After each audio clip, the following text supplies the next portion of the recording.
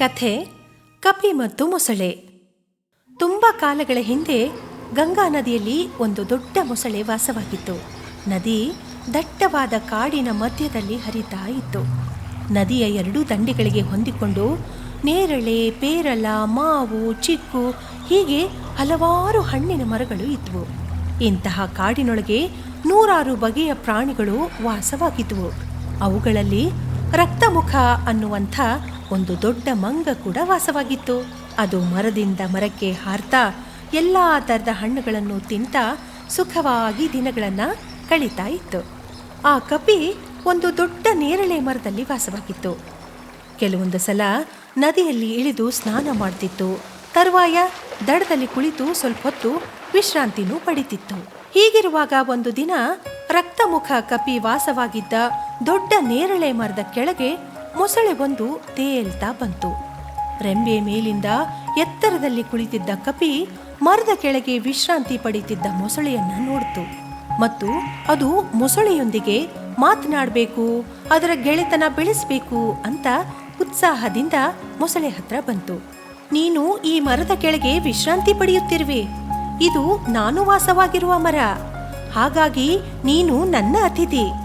ನಿನಗೆ ಆಹಾರ ಕೊಡುವುದು ನನ್ನ ಕರ್ತವ್ಯ ಅಂತ ಬಹಳಷ್ಟು ವಿನಯದಿಂದ ಪ್ರೀತಿಯಿಂದ ಕಪಿ ಹೇಳಿತು. ಹಾಗೇನೆ ಮೊಸಳೆಗೆ ತಿನ್ನೋಕೆ ಅಂತ ಬಹಳಷ್ಟು ರುಚಿಯಾದ ಹಣ್ಣುಗಳನ್ನು ಕೊಟ್ಟಿತು. ಮೊಸಳೆ ಎಲ್ಲ ಹಣ್ಣುಗಳನ್ನು ಹೊಟ್ಟೆ ತುಂಬ ತಿಂತು. ಅದಕ್ಕೆ ಬಹಳ ಆನಂದನೂ ಆಯಿತು. ತನಗೆ ನೀಡಿದ ಆತಿಥ್ಯಕ್ಕಾಗಿ ಕಪಿಗೆ ವಂದನೆಯನ್ನ ಸಲ್ಲಿಸಿತು. ಮಂಗ ಮತ್ತು ಮೊಸಳೆ ಒಟ್ಟಿಗೆ ಗಂಟೆಗಳ ಕಾಲ ಮಾತಾಡ್ತಾ ಕುಳಿತಿದ್ವು. ಬಹುಬೇಗನೆ ಅವರಿಬ್ರು ಗೆಳೆಯರಾದ್ರು. ಅವರ ಗೆಳೆತನ ಎಷ್ಟು ಬೆಳೀತು ಅಂದ್ರೆ ಒಂದು ದಿನ ಕೂಡ ಪರಸ್ಪರ ಭೇಟಿಯಾಗದೆ ಹೋದ್ರೆ ಅವುಗಳಿಗೆ ಬೇಸರ ಆಗ್ತಿತ್ತು. ಅಷ್ಟು ಒಬ್ಬರಿಗೊಬ್ರು ಹಚ್ಚಿಕೊಂಡಿದ್ರು.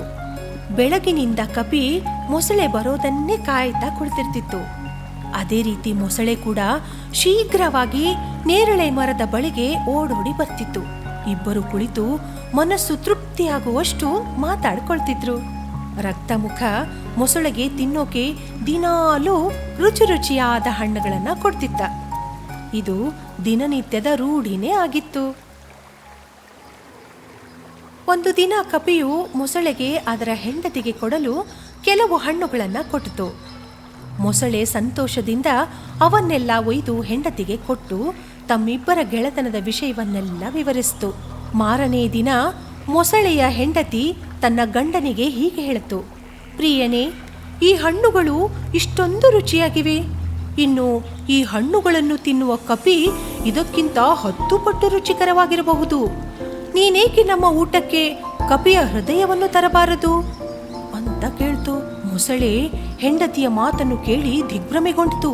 ಪ್ರಿಯಳೇ, ಕಪಿ ನನ್ನ ಗೆಳೆಯ. ಅದರ ಹೃದಯವನ್ನು ಅದರಿಂದ ಕಿತ್ತುಕೊಳ್ಳುವುದು ನ್ಯಾಯಸಮ್ಮತವಲ್ಲ ಅಂತ ತಿಳಿಸಿ ಹೇಳೋಕೆ ಪ್ರಯತ್ನ ಮಾಡುತ್ತೆ. ಆದರೆ ಮೊಸಳೆ ಹೆಂಡತಿ, ಅಂದರೆ ನಿನಗೆ ನನ್ನ ಮೇಲೆ ಪ್ರೀತಿ ಇಲ್ಲವೇ ಅಂತ ಅಳೋಕೆ ಶುರು ಮಾಡಿದಳು. ಕಪಿಯ ಹೃದಯ ತನಗೆ ಬೇಕೇ ಬೇಕು ಅಂತ ಹಠ ಮಾಡ್ತಾಳೆ.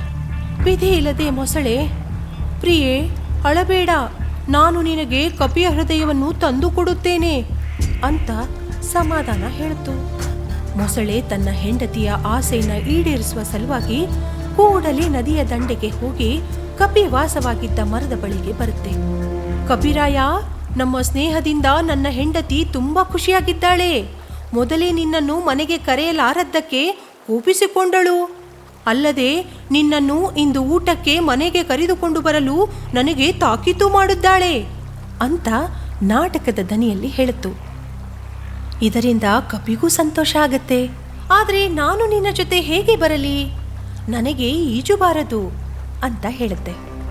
ಮೊಸಳೆ, ನೀನೇನು ಚಿಂತೆ ಮಾಡಬೇಡ ಗೆಳೆಯ, ನೀನು ನನ್ನ ಬೆನ್ನ ಮೇಲೆ ಕುಳಿತುಕೋ, ನಾನು ನಿನ್ನನ್ನು ಕರೆದೊಯ್ಯುತ್ತೇನೆ ಅಂತ ಹೇಳ್ತು. ಆಗ ಕಪಿ ಸಂತೋಷದಿಂದ ಮೊಸಳೆಯ ಬೆನ್ನ ಮೇಲೆ ಕುಳಿತುಕೊಂಡಿತು. ಮೊಸಳೆ ನೀರಿನಲ್ಲಿ ನಿಧಾನವಾಗಿ ಈಜಿಕೊಂತ ಮುಂದೆ ಸಾಕ್ತು. ನದಿಯ ಮಧ್ಯಭಾಗಕ್ಕೆ ಬಂದಾಗ ತನ್ನ ಸುತ್ತಲೂ ನೀರಿರೋದನ್ನು ನೋಡಿ ಕಪಿ ಒಂದು ಕ್ಷಣ ಹೆದರಿಕೊಂಡಿತು. ತನ್ನನ್ನು ನೀರಿಗೆ ಬೀಳಿಸದೆ ನಿಧಾನವಾಗಿ ಈಜುವಂತೆ ಮೊಸಳೆಯನ್ನ ಕೇಳಿಕೊಂಡಿತು. ಮೊಸಳೆಗೆ ಈಗ ತನ್ನ ನಿಜವಾದ ಆಶಯವನ್ನು ಬಹಿರಂಗಪಡಿಸಬೇಕು, ಇದೇ ಸರಿಯಾದ ಸಮಯ ಅಂತ ಭಾವಿಸ್ತು. ಯಾಕೆಂದರೆ ನದಿಯ ಮಧ್ಯಭಾಗದಿಂದ ತಪ್ಪಿಸಿಕೊಳ್ಳುವುದು ಕಪಿಗೆ ಸಾಧ್ಯವಿಲ್ಲ ಅಂತ. ಈಗ ತನ್ನ ಮನದ ಮಾತನ್ನು ಹೇಳಬೇಕು ಅಂತ, ನಾನು ನಿನ್ನನ್ನು ನನ್ನ ಹೆಂಡತಿಯನ್ನು ಸಂತೋಷಗೊಳಿಸುವ ಸಲುವಾಗಿ ಮನೆಗೆ ಕರೆದೊಯ್ಯುತ್ತಿದ್ದೇನೆ. ಅವಳಿಗೆ ನಿನ್ನ ಹೃದಯವನ್ನು ತಿನ್ನಬೇಕೆಂಬ ಆಸೆಯಾಗಿದೆಯಂತೆ. ಏಕೆಂದರೆ ನೀನು ಹಗಲು ರಾತ್ರಿ ರುಚಿ ರುಚಿಯಾದ ಹಣ್ಣುಗಳನ್ನು ತಿನ್ನುವುದರಿಂದ ನಿನ್ನ ಹೃದಯ ಆ ಹಣ್ಣುಗಳಿಗಿಂತ ಹೆಚ್ಚು ರುಚಿಕರವಾಗಿರುತ್ತೆ ಅಂತ ಆಕೆ ಭಾವಿಸಿದ್ದಾಳೆ ಅಂತ ಹೇಳ್ತು. ಈ ಮಾತನ್ನು ಕೇಳಿ ಕಪಿ ಥಟ್ಟನೆ ಬೆಚ್ಚಿಬಿತ್ತು. ತನ್ನ ಪ್ರೀತಿಯ ಗೆಳೆಯನಿಂದ ಈ ಬಗೆಯ ಕೋರಿಕೆಯನ್ನ ಅದು ಎಂದೂ ನಿರೀಕ್ಷೆ ಕೂಡ ಮಾಡಿರಲಿಲ್ಲ. ಅದು ತನ್ನ ಮನಸ್ಸನ್ನು ಸ್ಥಿಮಿತಕ್ಕೆ ತಂದುಕೊಂಡು ತನ್ನ ಪ್ರಾಣ ರಕ್ಷಣೆಗೆ ಏನಾದರೂ ಉಪಾಯ ಮಾಡಲೇಬೇಕು ಅಂತ ಯೋಚನೆಗೆ ಬಿತ್ತು. ಮುಂದೆ ಜಾಣತನದಿಂದ ಮೊಸಳೆಗೆ ಹೀಗೆ ಹೇಳುತ್ತೆ, ನನಗೆ ತುಂಬ ಸಂತೋಷ ಗೆಳೆಯನೇ. ನಿನ್ನ ಮಡದಿಗೆ ನನ್ನ ಹೃದಯವನ್ನು ಅರ್ಪಿಸುವುದು ನನ್ನ ಸೌಭಾಗ್ಯವೇ ಸರಿ. ಆದರೆ ಅಯ್ಯೋ ಅಂತ ಉದ್ಗಾರ ತೆಗೆಯುತ್ತೆ. ನೀನು ನನಗೆ ಮೊದಲೇ ಹೇಳಬೇಕಿತ್ತು ಅಲ್ಲವೇ? ಹಾಗಿದ್ದರೆ ನಾನು ನನ್ನ ಹೃದಯವನ್ನು ಜೊತೆಯಲ್ಲೇ ತರುತ್ತಿದ್ದೆ. ಯಾಕೆ ಎಂದರೆ ಸಾಮಾನ್ಯವಾಗಿ ನಾನು ನನ್ನ ಹೃದಯವನ್ನು ಮರದ ಪೊಟರೆಯಲ್ಲೇ ಇಟ್ಟಿರುತ್ತೇನೆ. ಈಗ ನಾವು ಮರದ ಬಳಿಗೆ ವಾಪಸ್ಸು ಹೋಗಬೇಕಲ್ಲವೇ ಅಂತ ನಾಟಕೀಯವಾಗಿ ಹೇಳ್ತು. ಆಗ ಮೊಸಳೆ ಓ ಹೌದೇ ಅನ್ನುತ್ತಾ ಕಪಿ ವಾಸವಾಗಿದ್ದ ಮರದ ಬಳಿಗೆ ಹಿಂತಿರುಗಿ ಬಂತು.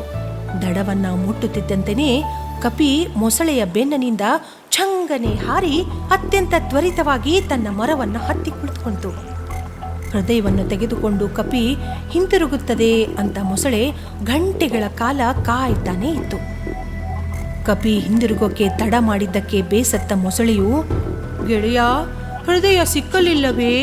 ಬೇಗ ಬಾ, ನನ್ನ ಹೆಂಡತಿ ನಮಗಾಗಿ ಕಾಯುತ್ತಿರಬಹುದು ಅಂತ ಹೇಳ್ತಾ ಕಾಯ್ತಾನೆ ಇತ್ತು. ಆದರೆ ಕಪಿ ಮರದ ಮೇಲೆ ನಗುತ್ತಾ, ಎಲವೋ ಮೂರ್ಖ, ನೀನು ನನ್ನ ಗೆಳೆಯನಾಗಿದ್ದು ನನಗೇ ಮೋಸ ಮಾಡಿದೆ. ಯಾರಾದರೂ ಹೃದಯವನ್ನು ಪೊಟರೆಯಲ್ಲಿ ಇಟ್ಟಿರುತ್ತಾರೆಯೇ? ನನ್ನ ಜೀವ ಉಳಿಸಿಕೊಳ್ಳಲು ಮತ್ತು ನಿನ್ನಂತಹ ವಿಶ್ವಾಸಘಾತಕ ಗೆಳೆಯನಿಗೆ ಪಾಠ ಕಲಿಸಲು ನಾನು ಹೂಡಿದ ಉಪಾಯವಿದು.